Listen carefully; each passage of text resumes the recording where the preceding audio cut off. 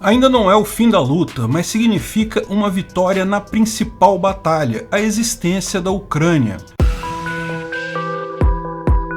Esse é o Visão Libertária, sua fonte de informações descentralizadas e distribuídas. O porta-voz das Forças Armadas Russas, Igor Konashenkov, fez na tarde desse dia 25 de março um grande comunicado ao povo russo e às tropas russas. A forma correta de entender esse comunicado é: pois é, deu ruim, nosso plano era derrubar o Zelensky rapidamente, falhou, tentamos remediar a coisa, mas conquistar todo esse território com um governo e forças armadas ucranianas funcionais é impossível. Nossas forças armadas não conseguem avançar mais nem 1 metro e nossa cadeia de comando está totalmente quebrada, ninguém mais obedece a ninguém. Nossa logística, que já era ruim o tempo todo, foi para o saco completamente com a destruição dos navios no porto de Berdyansk. Kherson, que foi a única cidade um pouquinho maior que conseguimos conquistar, em menos de um dia depois do início da contraofensiva ucraniana, já é novamente território contestado, com disputa em várias regiões da cidade. Sim, os ucranianos já estão dentro da cidade de Kherson, mas não é só isso. Estamos perdendo território em todos os lugares. Nenhum dos objetivos que tínhamos estabelecido foi conquistado.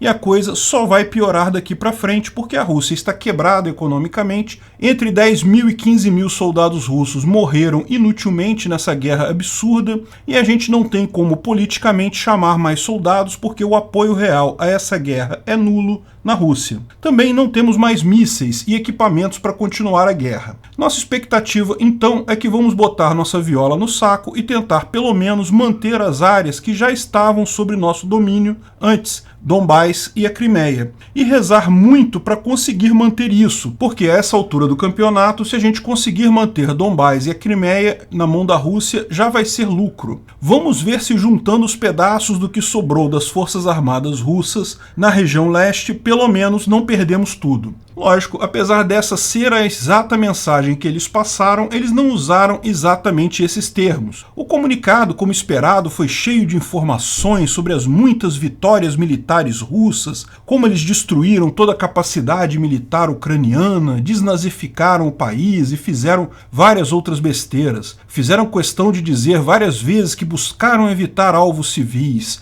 O nosso exército não foi tão eficiente porque ele estava preocupado com os civis. Como eles são caridosos, invadiram o país, destruíram cidades inteiras, fizeram bombardeios que são criminosos, mas tentaram poupar civis, nas palavras deles. Aliás, repetiram tantas vezes essa parte no comunicado que só a culpa explica o número de vezes que repetiram essa mentira. Mas o ponto central foi que vão iniciar agora a fase 2 da guerra. Vão se concentrar na região leste do país, em Donbás, na região de Donetsk e Luhansk. Segundo eles, o interesse sempre foi proteger apenas essas duas regiões, mas que estrategicamente eles optaram no início da guerra por atacar toda a Ucrânia com a intenção de tornar as forças armadas ucranianas incapazes de apoiar a guerra contra a região separatista. Esse sempre foi o alvo deles. Pois é, a raposa e as uvas mandaram lembranças. Ou seja, eles não estão dizendo que não irão bombardear outras cidades, apenas que irão focar na região de Donbás. Lógico, vai ter infiltrado russo comprado por aí, reforçando que eles estão sendo sinceros, que o plano deles era esse desde o início, que Putin é um estrategista gênio, que ele está jogando um jogo de xadrez 18D,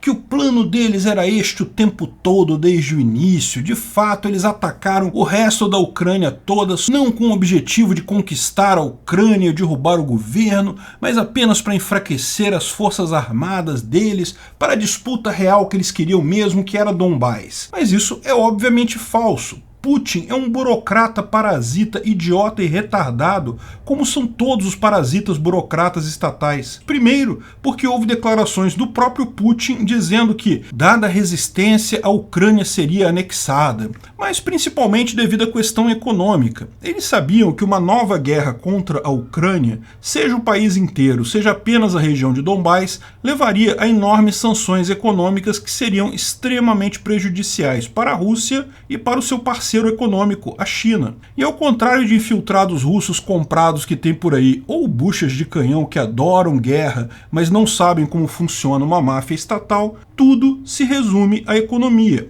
Todas as guerras, todas as vitórias, todas as derrotas são, em última análise, uma questão econômica. Todo o resto, palavras de efeito, teorias malucas de Heartland ou eurasianismo, tudo isso é só desculpa que o pessoal usa para ter seus objetivos econômicos. Portanto, vendo a coisa pelo prisma econômico, o único objetivo e a única estratégia que justificariam as ações russas era a mudança de regime rápida na Ucrânia. Acharam que iriam entrar com um monte de tanques, o governo iria cair, eles rapidamente colocariam um fantoche russo lá, que iniciaria imediatamente negociações de paz. Lógico, numa guerra rápida desse tipo, nem daria tempo de colocar sanções econômicas e, depois de o regime trocado e as negociações de paz, que sentido faria sanções econômicas? A guerra já acabou. Essa é a única explicação lógica possível. Então, ao contrário de muito especialista militar que está dizendo por aí, sim, é possível saber exatamente o que o Putin queria e como ele pretendia obter isso. Sabemos agora, devido aos vazamentos do FSB, até o motivo pelo qual tudo isso deu errado, por que ele julgou mal a questão toda e achou que iria ganhar. Esqueçam bravatas eurasianistas, antinazistas e religiosas. É sempre a economia que importa. Eu suspeito fortemente, embora aqui tenha que deixar claro que é mera suspeita minha,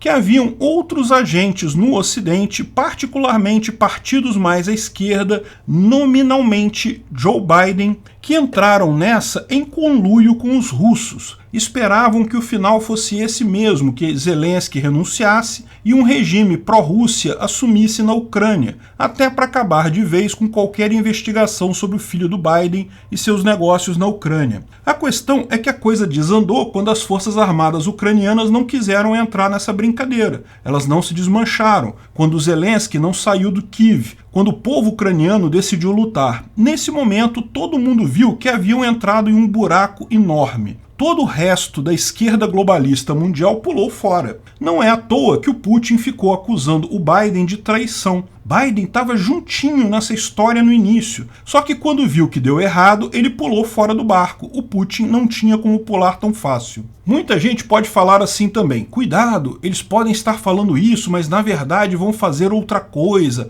não vão abandonar a luta não, vão continuar lutando. Mas eu não acredito. Só quem não está acompanhando de fato o que está acontecendo lá acha isso, porque está claro que as forças russas estão desesperadas, estão perdendo terreno muito rápido nas contraofensivas ucranianas. Eu sempre fui um que até poucos dias atrás achava claramente que a Ucrânia estava resistindo bravamente, mas esperar uma vitória militar da Ucrânia seria querer demais. O máximo que se poderia esperar é estender essa guerra por tempo suficiente para sanções econômicas se tornarem asfixiantes para a Rússia. Mas desde que começaram essas contraofensivas há poucos dias atrás, vemos uma enorme quantidade de avanço pelos ucranianos. É muita coisa em pouco tempo. Uma derrota acachapante que só pode indicar o colapso completo das forças russas. Os generais russos estão falando isso de focar em Donbás simplesmente porque teriam que recuar de qualquer jeito e querem colocar a coisa como se fosse uma decisão consciente deles. Sempre tínhamos essa ideia desde o início. Vamos iniciar agora a segunda fase da ofensiva, que consiste em fugir de todas as batalhas que estamos perdendo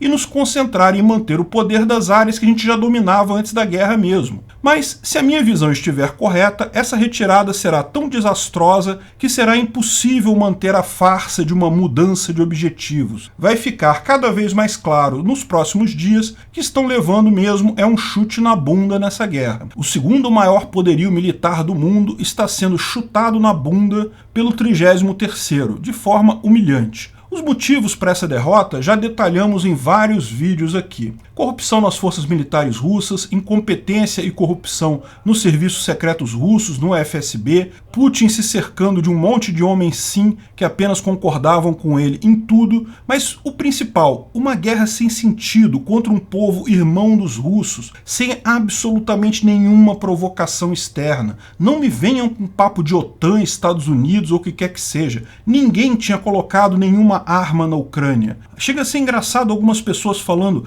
ah, mas se a Rússia instalasse ogivas no México, os Estados Unidos reagiria. A questão é, nenhuma ogiva foi instalada na Ucrânia. A invasão foi totalmente não provocada. Clara iniciação de violência por parte da Rússia, que, felizmente, tudo indica, dessa vez deu errado para o agressor. No final, é importante notar, isso não acabou, está longe de acabar. Isso não quer dizer que a guerra chegou ao fim. Primeiro, porque é preciso ver como é que essa coisa vai acontecer de fato. Segundo, porque ainda tem que ver como é que vai ficar o corredor sul, a região de Mariupol e toda a costa do Mar de Azov. Terceiro, porque existe agora a possibilidade real da Ucrânia reaver a Crimeia e Donbás. E quarto, porque Putin ainda não caiu. Enquanto ele não cair, não há como descartar um ataque nuclear desesperado, que seria, infelizmente, o início da Terceira Guerra Mundial. No final das contas, eu suspeito, essa história vai mostrar como, cada vez mais, guerras são antieconômicas no mundo moderno. Não há absolutamente nenhuma vantagem, nem no curto, nem no médio, nem no longo prazo, para esse tipo de coisa. Por mais que se conte com um monte de infiltrados russos pagos fazendo propaganda por aí. Obrigado pela audiência. Esse vídeo foi um oferecimento de armataweb.com, cloud e serviços de data center, 100% de compromisso com a satisfação e privacidade dos clientes. Aceitamos Bitcoin. Veja o link na descrição do vídeo. Se você gostou desse vídeo, clique no like e compartilhe ele em suas redes sociais. Se inscreva no canal para nos ajudar, clicando no botão vermelho abaixo. Se quiser ser avisado de novos vídeos, clique no sininho ao lado. Se você quiser comprar camisas e outros itens do Visão Libertária, veja nossos itens no site Pimenta no Café, pimentanocafé.com.br/Visão Libertária, tudo junto sem acento, ou clique no link da descrição. Até a próxima!